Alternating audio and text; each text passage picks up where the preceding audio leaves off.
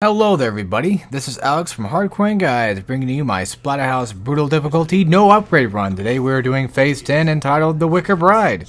This one is a super duper short video, and for the most part I'm going to skip like relatively all the fights except for the ones that you pretty much kind of have to be forced to do. And this first beginning part within this caged room is going to be spawning a couple of these blue guys and a couple of the Forgotten.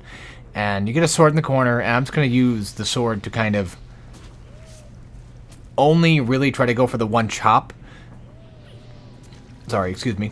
To try to get these guys killed within one hit, so that way I can kind of just use the sword for as long as I can possibly get my hands on. I would recommend, if you want my tip for this, or my advice for this part, just kind of stick with trying to get rid of the blue guys first. They don't spawn too many waves of them. I want to say maybe 3, possibly 4. They usually spawn in like 2 packs. So, yeah, just make sure you be careful of them because these guys are the ultimate killers. This one seemed to have just spawned by himself.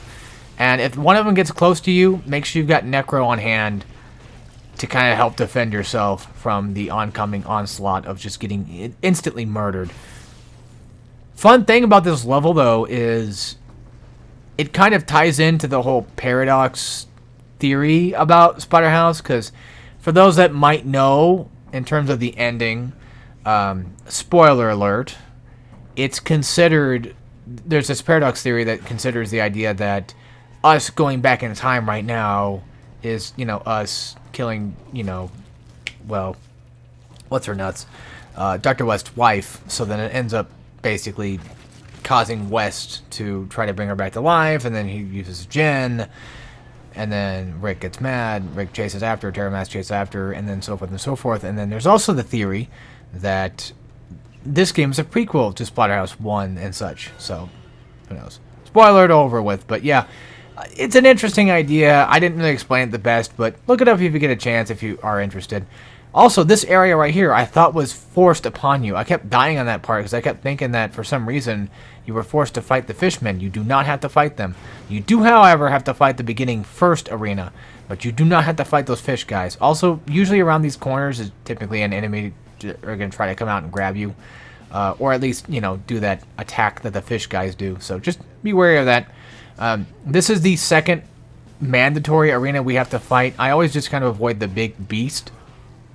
That big fish beast in the beginning, I typically kind of avoid him.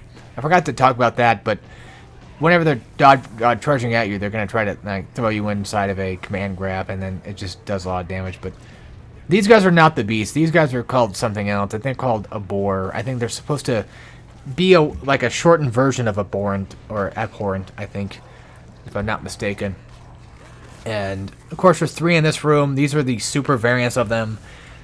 Not that that really provides too much more, but they do have double the attack. Typically, they tend to kind of do twice the same attack versus their original normal counterpart. So that's something to be careful of, especially that big-armed,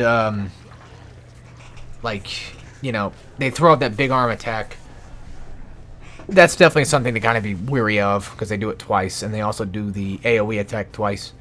But other than that, these guys are relatively simple. Splatter stuff is good enough. Also, if one of these guys falls to the ground, he's still alive, and you were to hit them while they're still alive and kill them that way, then you get quite a big bonus in terms of necro meter. You usually get like about 1, maybe 1.5 bars of meter. It's really good. Sometimes maybe 2, maybe. So coming up in here, I whipped out Berserker because I was just, you know, like, fuck this. It's going to be waves of these guys.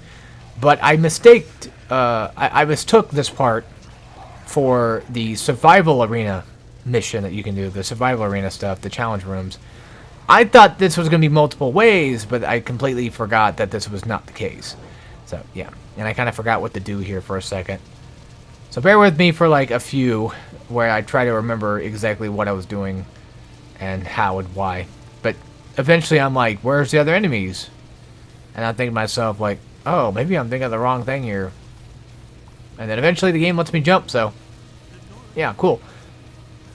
From here on out, it's pretty much just nothing. Also, you know, it's kind of funny that I jumped down, the game still works. Just a funny little thing that the game does. It just considers you basically done.